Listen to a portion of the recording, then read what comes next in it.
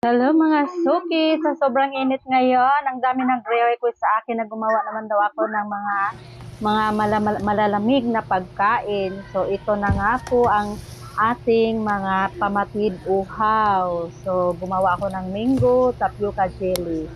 So sa gusto mag-order, PM na kayo agad kasi malapit na po maubos, naka-reserve na po yung iba.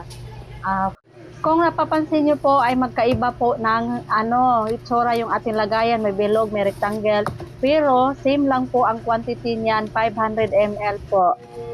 Una ko pong nilagyan dyan mga suki ay ang ating bilog, which is 16 ounce po yan, 500 ml. Same lang po sila ng sa quantity ng ating rectangle na 500 ml.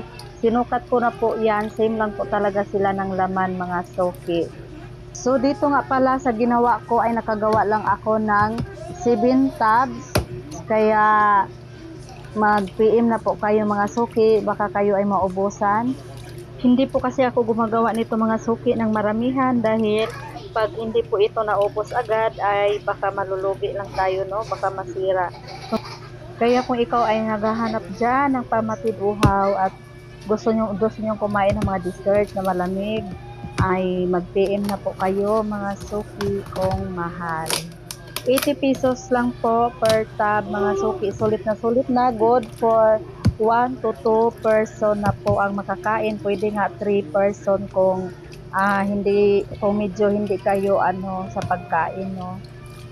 Nung isang araw ang ginawa ko ay buko pandan jelly, ngayon naman ay mango tapioca jelly. Ano naman kaya bukas? So, ito na nga po ang ating mango tapioca jelly. And that's all for today's video. Thank you for watching.